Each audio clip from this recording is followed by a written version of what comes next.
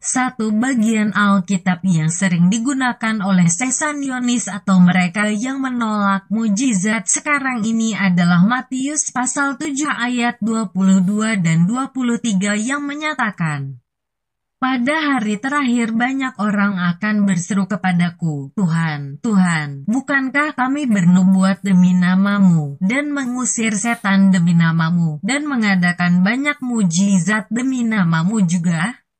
Pada waktu itulah aku akan berterus terang kepada mereka dan berkata, "Aku tidak pernah mengenal kamu. Enyahlah daripadaku, kamu sekalian pembuat kejahatan." Nah, berdasarkan ayat ini mudah sekali bagi para sesasionisme menyimpulkan bahwa semua mujizat kesembuhan tanda-tanda ajaib sekarang ini bukan dari Tuhan. Benarkah demikian, Pak Sem? Saya tahu bahwa banyak orang tidak memahami ayat ini dengan benar, sehingga dipakai lepas atau keluar dari konteksnya.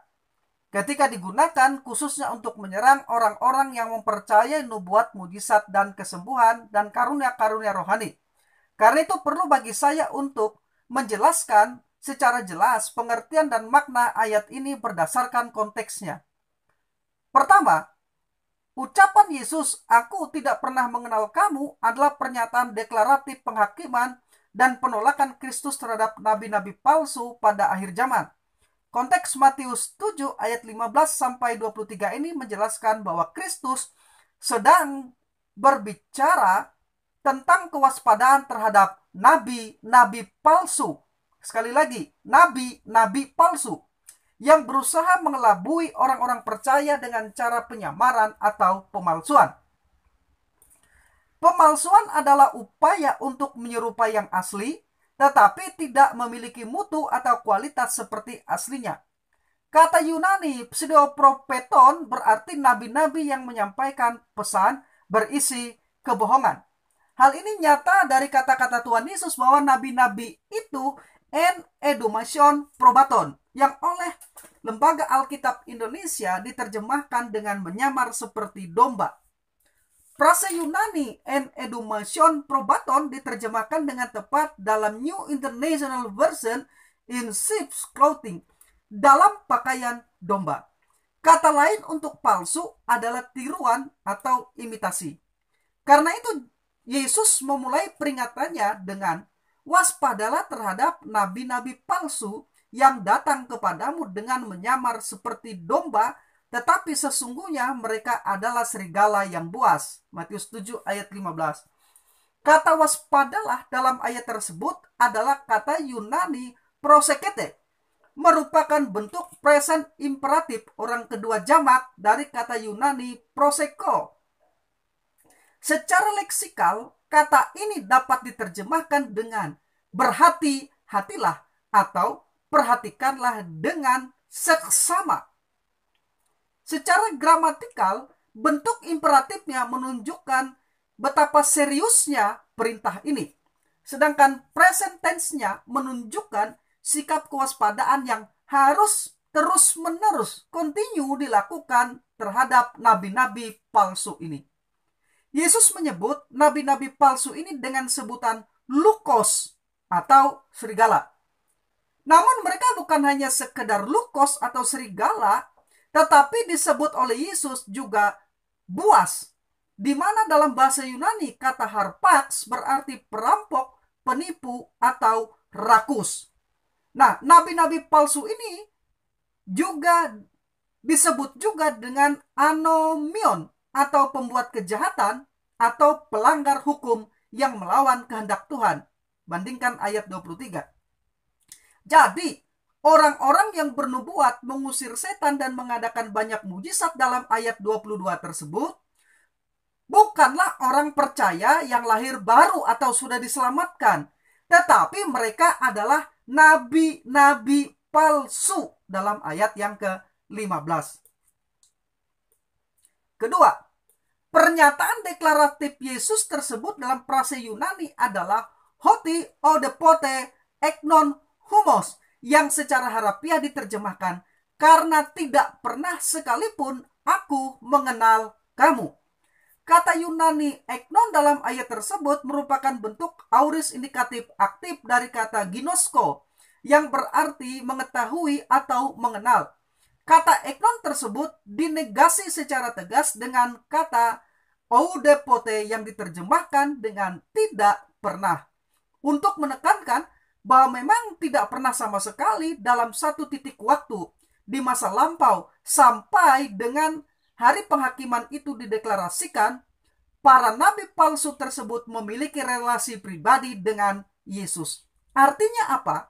Tidak pernah ada intimasi atau relasi pribadi dengan Yesus, sehingga memang Yesus tidak mengenali mereka. Atau dengan kata lain, mereka belum pernah lahir baru, belum pernah mendapat hidup yang kekal, karena itu belum pernah menjadi milik Yesus.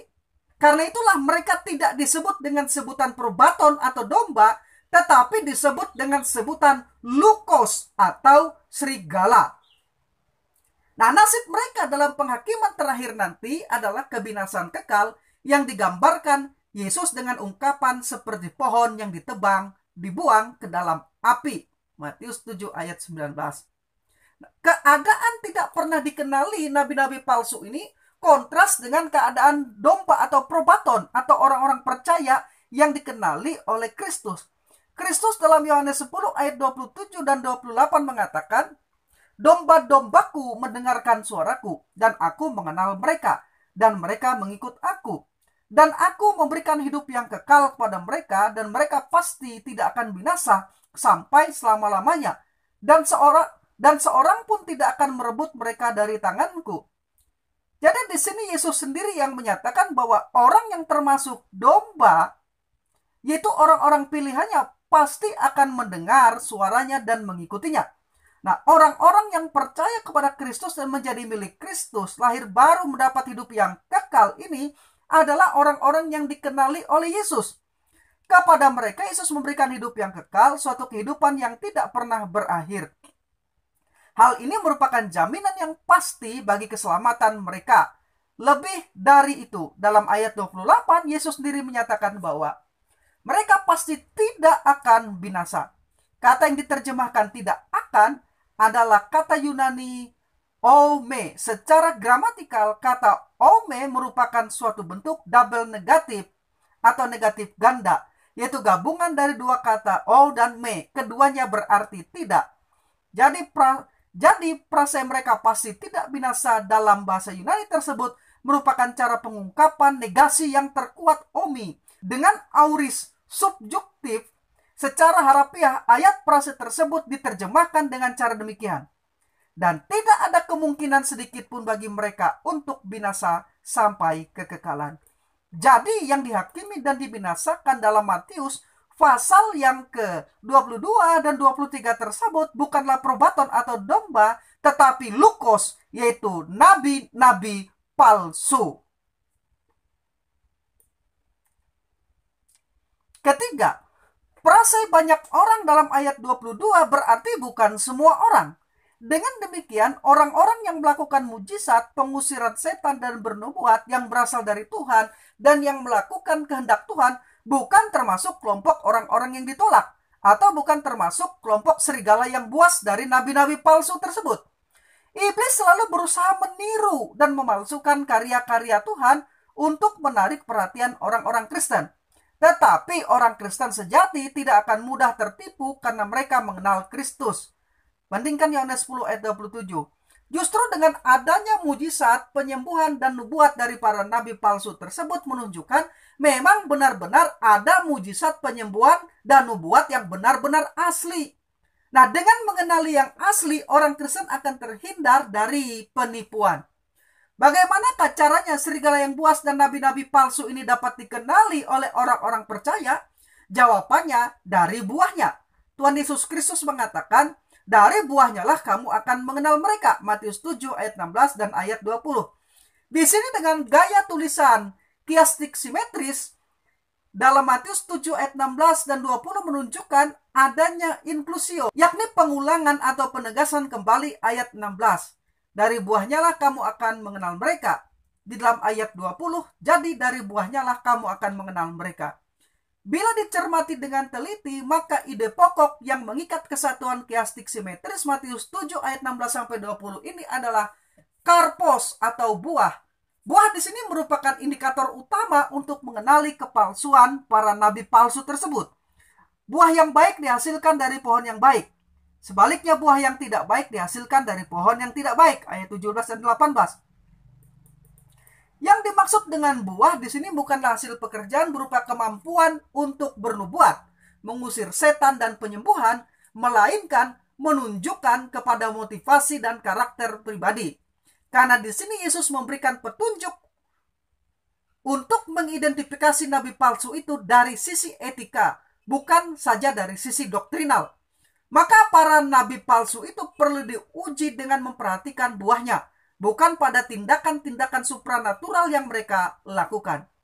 Tetapi tentu saja ajaran atau doktrin yang dipercayai oleh seseorang, entah buah yang baik ataupun buah yang buruk, sangat menentukan etika, yaitu motivasi dan karakter pribadi. Bandingkan 2 Petrus 2 ayat 1-22. Alkitab mengajarkan bahwa doktrin yang benar adalah doktrin yang sehat. 1 Timotius 1 ayat 10, 2 Timotius 4 ayat 2-4, Titus 1 ayat 9 dan 2 ayat 1.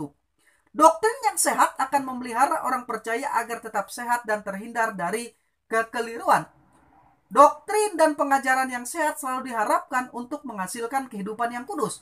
Doktrin yang sehat tidak hanya dinyatakan melalui pengakuan iman atau kredo, tetapi melalui kehidupan yang berbuah-buah yang sesuai dengan kehendak Tuhan.